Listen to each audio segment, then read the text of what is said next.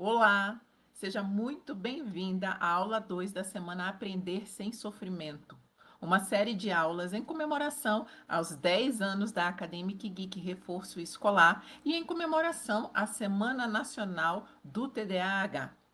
Então, na aula anterior, recapitulando, a gente percebeu que o problema do seu filho não é preguiça, não é falta de vontade, é só uma forma de aprender diferente.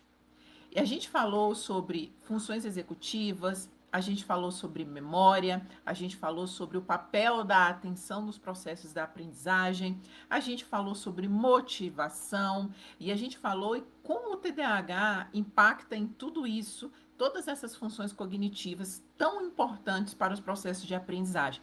E se você não assistiu essa primeira aula, ela é muito importante para você entender um pouco melhor sobre o que eu vou trazer nessa segunda aula. Ela está disponível lá no nosso grupo do WhatsApp, no link da bio do Instagram do Daiane Andrade, ponto oficial, mãe educadora, e também da Academic Geek, ponto Brasília. Então você pode buscar lá as informações para você poder assistir essa aula que está ouro em pó. Entra lá no grupo, a gente vai disponibilizar algumas atividades também, então corre lá, entra no grupo. Então, hoje eu quero responder uma pergunta que as mães sempre me fazem. Ok, Dayana, eu entendi que o cérebro das pessoas neurodivergentes aprendem diferente. Mas o que, que eu faço então? A partir daí, quais são as estratégias que eu posso utilizar para que meu filho aprenda melhor? E é sobre isso que a gente vai falar nessa aula número 2.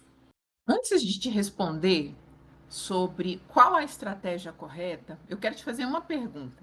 Você já fez alguma pesquisa na internet e já tentou aplicar aí no seu filho alguma estratégia e não funcionou?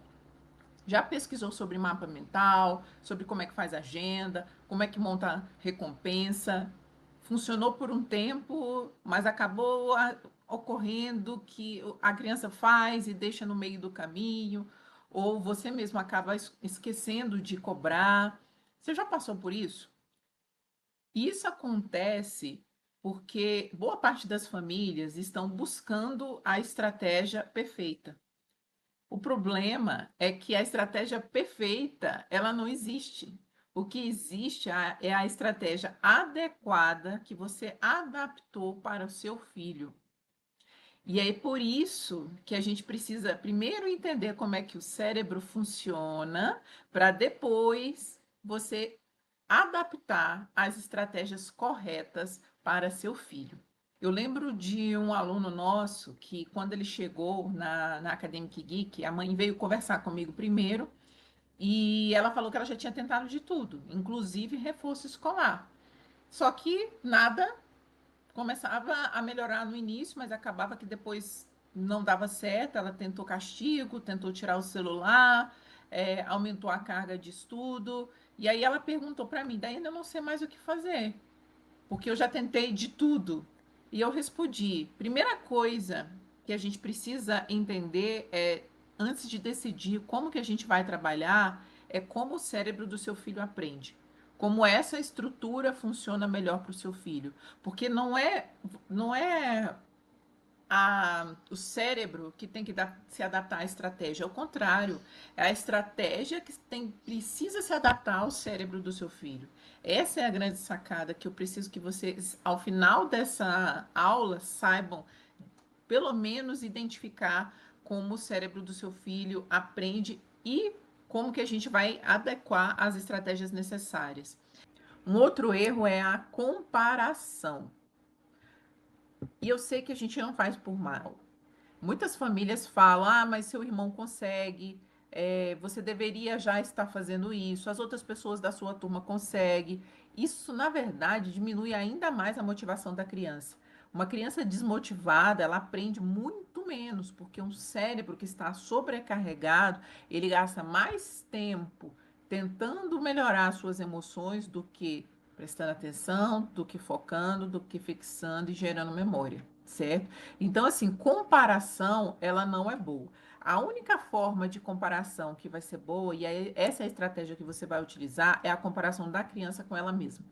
Então, por exemplo, se você iniciar uma estratégia com ela hoje, você, daqui a uma semana, você vai falar: olha, você lembra que na semana passada você não conseguia lembrar daquilo que você leu? Você lembra que antes eu precisava te ajudar com o que você está lendo em 3 parágrafos, agora você lê uma página inteira? Você lembra que você conseguia se concentrar somente em uma linha do texto e agora você já está conseguindo ler um parágrafo? Então, assim, a educação, o processo de aprendizagem é um processo progressivo. Você precisa ensinar o seu filho a observar esses pequenos progressos que para a gente é coisa mínima, só que para eles é algo que vai fazer toda a diferença. Porque ninguém começa a correr uma maratona já com 5, 10 quilômetros. Primeira pessoa, ela começa caminhando, depois ela começa andando rápido, depois ela começa a fazer pequenos processos de corrida de 10 minutos, 5 minutos, 15, 20, para depois ela começar a correr. A mesma coisa acontece com o aprendizado. Então, por exemplo, você precisa ensinar o seu filho a observar essas pequenas vitórias. Isso faz toda a diferença.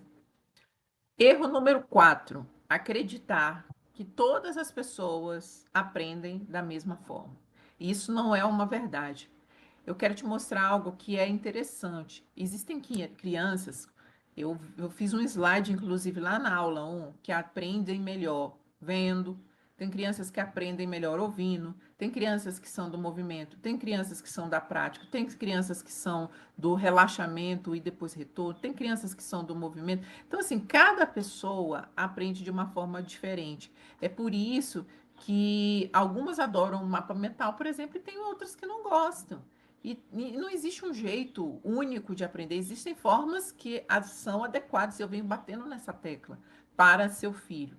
Então, por exemplo, que estratégia que a gente vai utilizar? Primeiro é reconhecer a forma de aprender da criança, tá? Então, assim, se você observa que você aplicou um mapa mental e naquele mapa mental com ele foi mais, ele conseguiu fazer com mais destreza, por exemplo, ele conseguiu prestar mais atenção, ele conseguiu reformular melhor as informações que você estava passando, ou ele conseguiu memorizar melhor, talvez é uma possibilidade. E eu ainda digo mais, nem sempre, por exemplo, o que funciona para geografia e história, funciona bem para matemática e vice-versa, certo? A gente tem padrões que são um cérebro mais visual, só que algumas estratégias elas precisam ser complementares umas com as outras, né?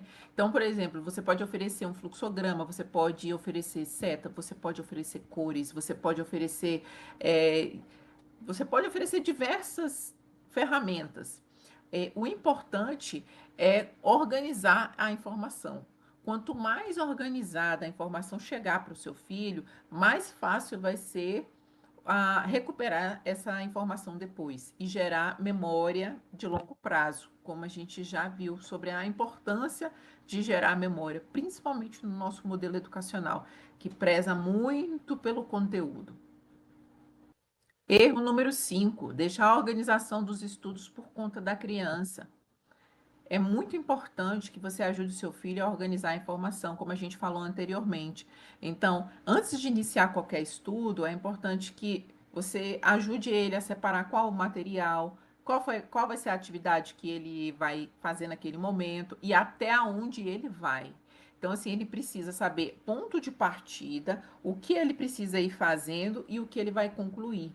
Então, assim, nem que você é, faça isso quando você chegar do trabalho, por exemplo, e orientá-lo a sentar, né, e começar a organizar os estudos dele junto com ele, deixar um tempo para ele fazer sozinho e voltar, mas ele precisa dessa orientação. Quanto mais organizado a informação e aquela atividade que ele vai fazer, mais fluido vai ser essa atividade, mais fluido vai ser a absorção, inclusive, das informações que ele tiver.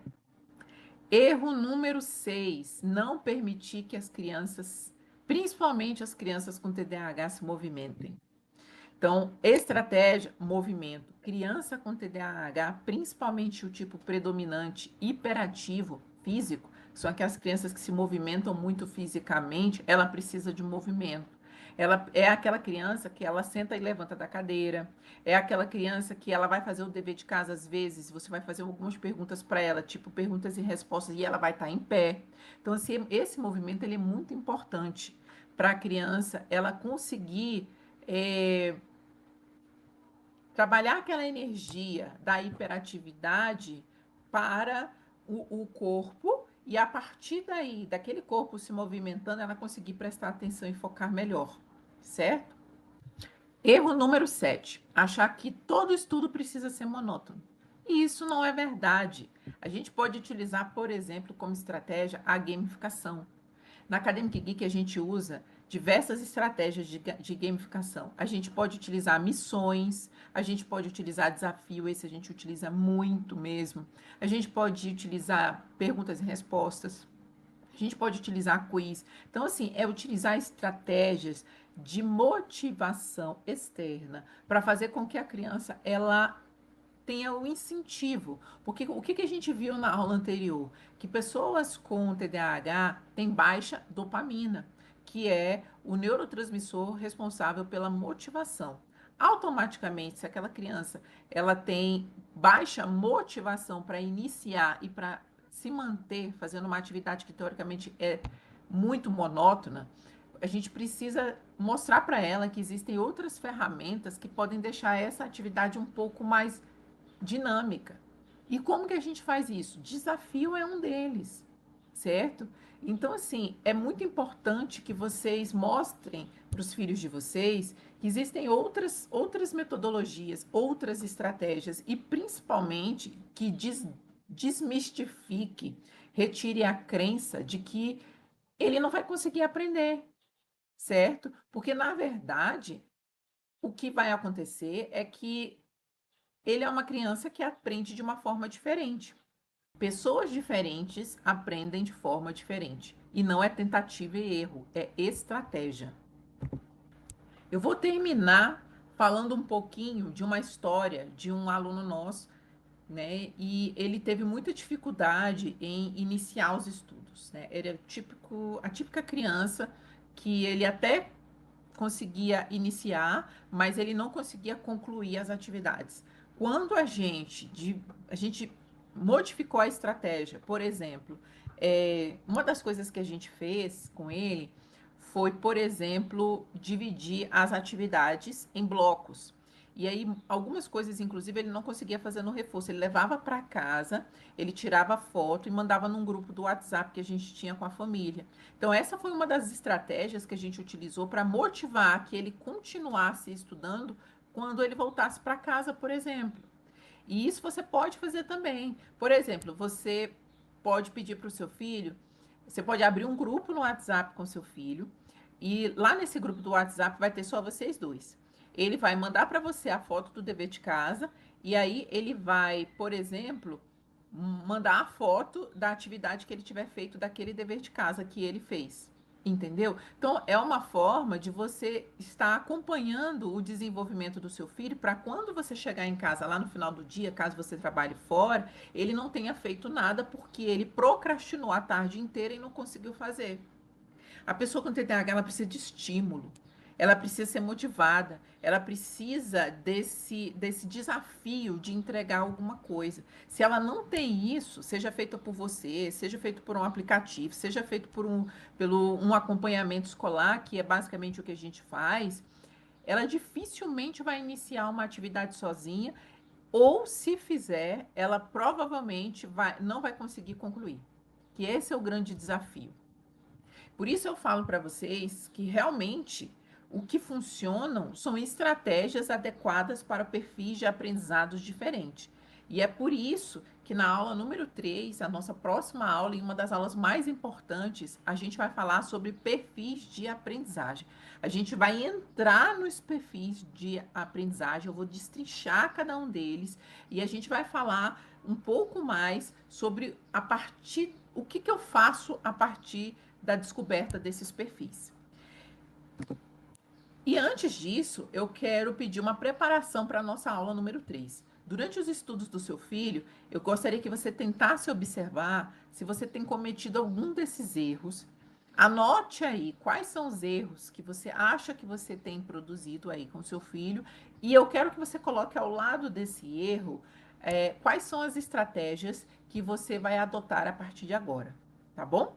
Então, eu te encontro amanhã na nossa terceira e última aula. Lembre-se que essa série ela vai ficar disponível somente por esta semana. Se você não viu a aula 1, corre lá no grupo do WhatsApp, acesse a aula 1, que você pode repetir e ver novamente essa aula número 2 para absorver melhor as estratégias, porque tem muita informação aqui. E amanhã eu te encontro na nossa última aula. Até mais!